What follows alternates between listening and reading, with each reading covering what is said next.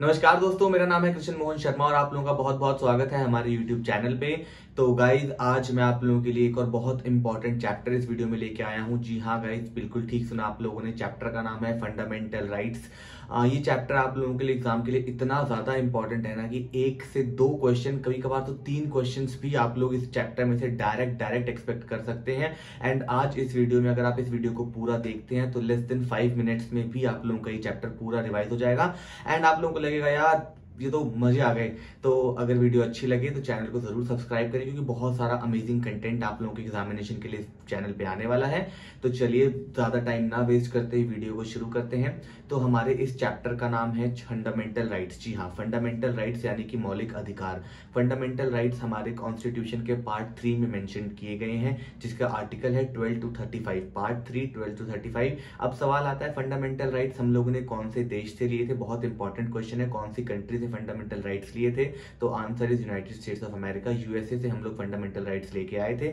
तो अभी तक हम लोगों ने 3 चीजें देखी है। पार्ट 3 में मेंशन है, आर्टिकल 12 to 35 है, और हम लोगों ने यूएसए से उठाए हैं। जब 1950 में फंडामेंटल राइट्स हमारे कॉन्स्टिट्यूशन में इंट्रोड्यूस किए गए थे, उस समय हमारे पास 7 फंडामेंटल राइट्स थे। अगर मैं रिकॉल करवाऊं कौन कौन से, तो पहला था राइट टू इक्वालिटी, दूसरा राइट टू फ्रीडम, तीसरा right against exploitation, fourth is right to freedom of religion, fifth cultural and educational rights, next right to property, and last was right to constitutional remedies. लेकिन over the period 44th amendment से 1978 में एक fundamental right को खत्म कर दिया गया, which was right to property. जी हाँ, राइट टू प्रॉपर्टी अब हमारा फंडामेंटल राइट नहीं है, उसको आर्टिकल 31 से उठा के हम लोगों ने आर्टिकल 300A में डाल दिया। तो बहुत बड़ा सवाल यहाँ पे ये आता है कि कौन सा हमारा राइट टू प्रॉपर्टी कौन सा आर्टिकल था। राइट टू प्रॉपर्टी 31 आर्टिकल था, अब कहाँ चला गया, 300A में चला गया। कौन सी अमेंडमेंट से गया है, 44th अमेंडमेंट से गया है, साल था 1978। तो जिसका मतलब है कि अब हमारे कॉन्स्टिट्यूशन में हमारे पास 6 फंडामेंटल राइट्स बचे हैं। एक बार दोबारा रिकॉल करते हैं कौन कौन से 6 फंडामेंटल राइट्स हमारे पास आज भी मौजूद हैं।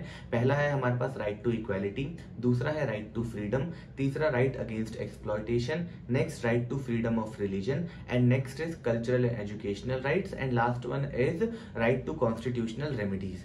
तो अब अगर हम इंडिविजुअल इनको पढ़े आगे, तो सबसे पहला हमारा फंडामेंटल राइट है right to equality. Right to equality mentioned है आर्टिकल नंबर 14 to 18 में। आर्टिकल 14 बात करता है हमारा equality before law and equal protection of laws, जो बोलता है कानून के सामने हर व्यक्ति एक समान है। नेक्स्ट है हमारा prohibition of discrimination on the grounds of caste, creed, sex, religion और प्लेस ऑफ बर्थ। ये है हमारा आर्टिकल नंबर 15, जो डिस्क्रिमिनेशन के अगेंस्ट आता है।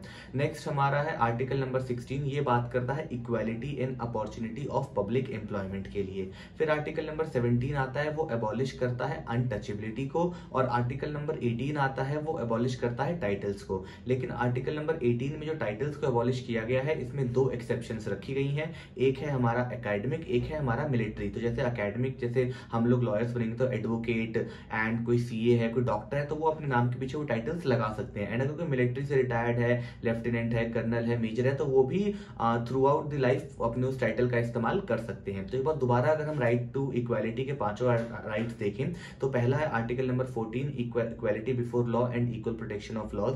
नेक्स्ट है आर्टिकल नंबर 15, जो बात करता है prohibition of discrimination on the basis of caste, creed, sex, religion and place of birth. Next article number 16 बात करता है equality in opportunity of public employment.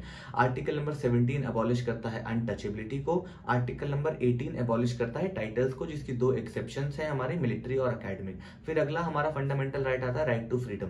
Right to freedom में सबसे पहला है हमारा आर्टिकल नंबर 19, जो हमें 6 फंडामेंटल फ्रीडम्स देता है। कौन कौन सी 6 फंडामेंटल फ्रीडम्स है वो, सबसे पहला है स्पीच एंड एक्सप्रेशन, नेक्स्ट है असेंबली, थर्ड है फॉर्म एसोसिएशन, नेक्स्ट है मूव, कहीं भी आप देश में मूव कर सकते हो, नेक्स्ट इज रिसाइड, आप देश में कहीं भी रिसाइड कर सकते हो, और लास्ट वन इज प्रोफेशन, आप कोई भी प्रोफेशन टेकअप कर सकते हैं। दोबारा बता रहा हूँ, 6 फंडामेंटल फ्रीडम्स दिए जाते हैं। 6 फंडामेंटल फ्रीडम्स कौन से हैं, पहला है हमारा speech and expression, next is assembly, फिर एसोसिएशन, फिर मूव, रिसाइड एंड प्रोफेशन। ये है हमारा आर्टिकल नंबर 19। आर्टिकल 20 बात करता है डबल जियोपार्डी के बारे में, कि किसी एक व्यक्ति को पनिशमेंट के लिए, एक क्राइम के लिए 2 बार पनिशमेंट नहीं हो सकती। फिर आर्टिकल नंबर 21 आता है। आर्टिकल नंबर 21 बात करता है right to life and personal liberty के बारे में। आर्टिकल नंबर 20 और 21 ऐसे आर्टिकल्स हैं जो आपसे इमरजेंसी के टाइम पे नहीं छीने जा सकते। फिर आता है number article number 21A। Article 21A बात करता है राइट टू एलिमेंट्री एजुकेशन के बारे में। अभी 21A क्यों है? क्योंकि ये बाद में अमेंडमेंट से ऐड किया गया था। कौन से अमेंडमेंट से ऐड किया गया था? ये 86th अमेंडमेंट से ऐड किया गया था 2002 में। फिर आर्टिकल नंबर 22 आता है, प्रिवेंटिव डिटेंशन की बात करता है। दोबारा देखते हैं राइट टू फ्रीडम में कौन कौन से आर्टिकल्स आते हैं। राइट टू फ्रीडम में पहले 19 आता है जो 6 फंडामेंटल फ्रीडम्स देता है। कौन कौन सी? Speech and expression, assembly and association, move, reside and profession. फिर आर्टिकल 20 डबल जियोपार्डी। 21 बात करता है हमारा right to life and personal liberty के बारे में। 21A बात करता है राइट टू एजुकेशन के बारे में। Right to education 86th amendment से आया था 2002 में। और 22 बात करता है प्रिवेंटिव डिटेंशन के बारे में। फिर हमारे पास आता है right against exploitation. Right against exploitation में 2 आर्टिकल्स हैं, 23 एंड 24। 23 बात करता है human trafficking and force labour के बारे में। और 24 बात करता है हमारा चाइल्ड लेबर के बारे में, and to be employed in hazardous factories, जिसकी एज बताई गई है 14, कि आप 14 साल से कम उम्र के बच्चों को हजार्डस फैक्ट्रीज में एम्प्लॉय नहीं कर सकते हैं। अब हम लोगों ने 3 फंडामेंटल राइट्स पढ़ लिए हैं 6 में से। पहला राइट टू इक्वालिटी, दोबारा रिवाइज करते हैं। 14 equality before law and equal protection of laws. 15 prohibition of discrimination on the basis of caste, creed, sex, religion and place of birth. 16 बात करता है हमारा equality in opportunity of public employment. 17 बात करता है हमारा अबॉलिशन ऑफ अनटचेबिलिटी। 18 बात करता है हमारा abolition of titles except military and academic. फिर 19 में आ जाते हैं तो हमारा आ जाते हैं 6 हमें फंडामेंटल फ्रीडम्स दिए जाते हैं। कौन कौन से? Speech and expression, assembly, association, move, reside and profession. फिर 20 बात करता है डबल जियोपार्डी के बारे में। 21 बात करता है right to life and personal liberty के बारे में। 21A बात करता है राइट टू एलिमेंट्री एजुकेशन जो 86th अमेंडमेंट से 2002 में आया था। और 22 बात करता है हमारा प्रिवेंटिव डिटेंशन के बारे में। फिर 23 आर्टिकल 23 बताता है हमें human trafficking and force labour के बारे में। और 24 बताता है हमें कि हम 14 साल से कम उम्र के बच्चों को हजार्डस फैक्ट्रीज में एम्प्लॉय नहीं कर सकते। नेक्स्ट है हमारा right to freedom of religion जो हमारे आर्टिकल नंबर 25 से 28 में डिफाइंड है। अब आर्टिकल नंबर 25 बोलता है कि we are free to practise, profess and propagate any religion. 26 हमें बताता है कि हम कोई भी रिलीजियस अफेयर्स को भी मैनेज कर सकते हैं। 27 हमें बताता है that we are free to collect taxes for our religion. And 28 हमें बताता है कि हम लोग चाहें तो अपने रिलीजन के डेवलपमेंट के लिए एजुकेशनल इंस्टीट्यूशंस को भी एडमिनिस्टर कर सकते हैं। तो ये है हमारा right to freedom of religion. इसमें 4 आर्टिकल है, दोबारा देखते हैं। 25 हमें बताता है we are free to practise, profess and propagate any religion. 26 हमें बताता है कि हम लोग चाहे तो अपनी मर्जी से कुछ भी रिलीजियस अफेयर्स को मैनेज कर सकते हैं। नेक्स्ट बताता है we are free to collect taxes on our religion. And last हमें बताता है कि हम लोग चाहें तो एजुकेशनल इंस्टीट्यूशंस को भी एडमिनिस्टर कर सकते हैं। अगला आता है हमारा कल्चरल एंड एजुकेशनल राइट्स। अब एक सवाल दिमाग में ये आया था जब मैं आपके टाइम पे पढ़ रहा था कि जब कल्चरल एंड एजुकेशनल राइट्स थे तो राइट टू एजुकेशन इंक्लूड करने की क्या जरूरत थी? तो guys cultural and educational rights जो है ये माइनॉरिटीज के बारे में डील करता है, ये नॉर्मल डीलिंग नहीं करता, they only deal with minorities. तो इसमें हमारे 2 आर्टिकल्स हैं, article number 29 and article number 30। Article number 29 हमें बताता है कि अगर माइनॉरिटीज चाहें तो अपने स्क्रिप्ट को, अपने लैंग्वेज को प्रोटेक्ट करने के लिए कुछ भी स्टेप्स उठा सकती हैं। एंड आर्टिकल नंबर 30 हमें बताता है कि अगर माइनॉरिटीज चाहें तो अपनी कल्चर को प्रिवेंट करने के लिए, प्रमोट करने के लिए एजुकेशनल इंस्टीट्यूशंस भी एडमिनिस्टर कर सकती है। फिर उसके बाद आर्टिकल नंबर 31 जो था हमारा वो हमारा खत्म कर दिया गया था 44th अमेंडमेंट से 1978 में, जो कि था राइट टू प्रॉपर्टी। और अब वो कहां चला गया है? वो चला गया आर्टिकल नंबर 300A में।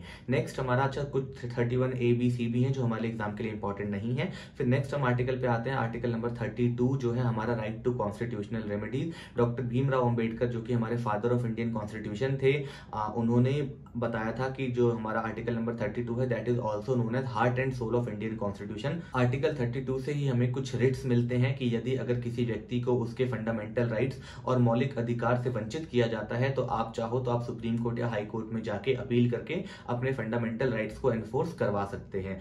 तो इसमें हमें 5 रिट्स मिलते हैं। कौन कौन से हैं वो 5 रिट्स? पहला है habeas corpus, next is mandamus, third is prohibition, फिर certiorari and last is quo warranto. आपको लग रहा होगा ये कैसे वर्ड्स हैं, तो ये लेटिन वर्ड्स हैं, इसलिए इनको थोड़ा सा मुश्किल डिफिकल्ट है प्रोनाउंस करना, तो मैं दोबारा बता रहा हूँ। पहला है हिबियस कॉर्पस, जिसका मतलब है to have the body of. Next is mandamus, mandamus का मतलब होता है we command. I am repeating, habeas corpus to have the body of, mandamus का मतलब होता है टू वी कमांड। फिर उसके बाद आता है हमारा प्रोहिबिशन, प्रोहिबिशन का मतलब होता है टू फॉरबिड। फिर सर्चुरारी, सर्चुरारी का मतलब टू बी सर्टिफाइड। और last is quo warranto, quo warranto का मतलब by what authority and warrant. एक बार दोबारा देखते हैं आर्टिकल 32, जिसको heart and soul of Indian constitution भी कहा गया था हमारे father of constitution doctor Bhimrao Ambedkar द्वारा। इसके तहत हमें 5 रिट्स मिलते हैं, जिनको हम हाई कोर्ट या सुप्रीम कोर्ट में लगा के अपने फंडामेंटल राइट्स को इन्फोर्स करवा सकते हैं। कौन से हैं वो 5 रिट्स? पहला है हिबियस कॉर्पस, जिसका मतलब होता है to have the body of. फिर उसके बाद मैंडेमस, मैंडेमस का मतलब है वी कमांड। उसके बाद प्रोहिबिशन का मतलब होता है टू फॉरबिड। फिर सर्चुरारी का मतलब होता है to be certified. And last is quo warranto, quo warranto का मतलब होता है by what authority and warrant. तो इसी के साथ हमारे ये फंडामेंटल राइट्स खत्म होते हैं। तो चलिए एक बार दोबारा सारे के सारे फंडामेंटल राइट्स रिवाइज कर लेते हैं हमारे शुरुआत से लेकर एंड तक, ताकि फटाफट सब कुछ दिमाग में छप जाए। पहला है हमारा आर्टिकल नंबर 14, जो बात करता है equality before law and equal protection of laws. Article 15 बात करता है prohibition of discrimination on the basis of caste, creed, sex, religion and place of birth. Article 16 बात करता है equality in opportunity of public employment. Article 17 abolish करता है untouchability को। Article 18 abolish करता है टाइटल्स को, जिसमें एक्सेप्शंस दी गई हैं एकेडमिक और मिलिट्री। फिर आर्टिकल 19 हमें 6 फंडामेंटल फ्रीडम्स देता है। कौन कौन सी 6 फ्रीडम्स है हमारी? Speech and expression, assembly, association, movement, reside and profession. Article 20 बात करता है डबल जीओपार्डी के बारे में। 21 बात करता है हमारा right to life and personal liberty. 21A बात करता है राइट टू एलिमेंट्री एजुकेशन, जो 86 अमेंडमेंट से 2002 में डाला गया था। 22 बात करता है प्रिवेंटिव डिटेंशन के बारे में। 23 हमें बताता है human trafficking and force labour के बारे में। 24 हमें बताता है चाइल्ड लेबर के बारे में, कि हम लोग 14 साल से कम उम्र के बच्चों को हजार्डस फैक्ट्रीज में एम्प्लॉय नहीं कर सकते हैं। फिर 25 बताता है we are free to practise, profess, propagate any religion.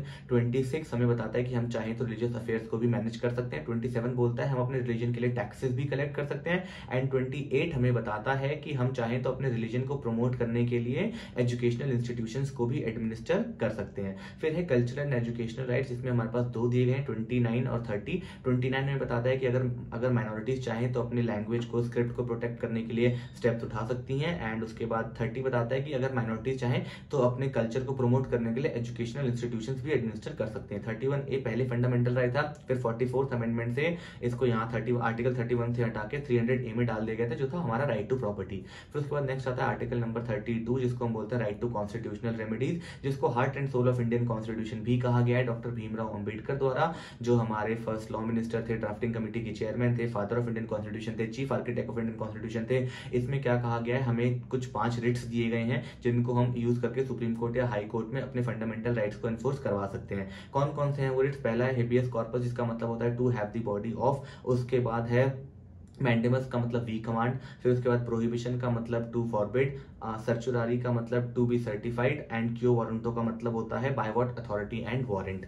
तो गाइस आई होप फटाफट आप लोगों ने पूरे फंडामेंटल राइट्स रिवाइज कर लिए होंगे बहुत अच्छे से, एंड आई होप समझ में भी आए होंगे, सब कुछ क्लियर है। अगर वीडियो अच्छी लगे तो अपने फ्रेंड्स के साथ शेयर करो, नीचे कमेंट करके मुझे बताओ वीडियो कैसी लगी।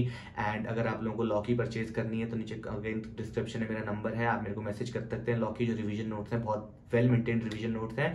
इसी के साथ इस वीडियो को यहीं खत्म करते हैं, बहुत जल्द मिलेंगे अगली वीडियो में। धन्यवाद, जय हिंद।